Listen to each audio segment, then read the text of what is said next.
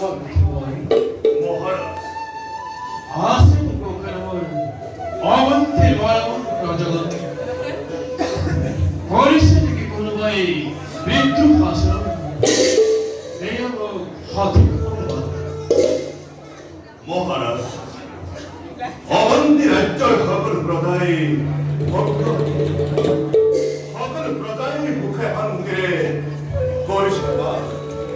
করানাই কোনেও বিদ্রুপ প্রস্তাব সকল প্রজাই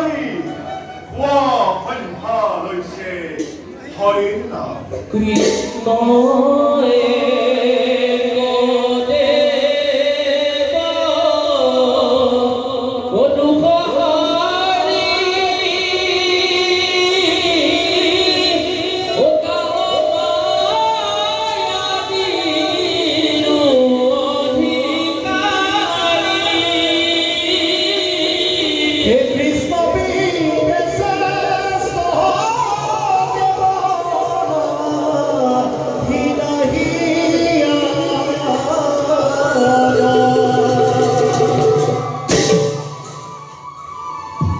হলে হত্যা করো তোমার বাক্য কিন্তু চিন্তা হয় মতন রাজ্যতে ক্ষতি ঘটেন ঘোর অমঙ্গল রাজ্যের গৌরবদের হেরাই যাব কারোর অনন্ত মহারাজ অনর্থক চিন্তা করি নারীব মনলৈ দুর্বল হয়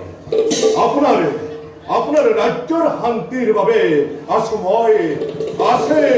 আছে দুই শক্তিশালী সেনাপতি উগ্র সেন আর প্রমত্ত সেন তেনে স্থলতে রাজ্যত নহয় কোনো অমঙ্গল নিশ্চিন্তে থাকক তাতে একটু চিন্তার কারণ মন্ত্রী ডাঙরিয়া মহারাজ আজ কিছুদিন হয়ে পড়া খেলা প্রতি উগ্র হেন রাজ্যের প্রতি রাজ্যের প্রতি অবহেলা মত মোর দৃষ্টিগোচর হইছে যে উগ্র খেলার শক্তির বল আজ ভাই অবন্তী রাজা হিসেবে গৌরবান্বিত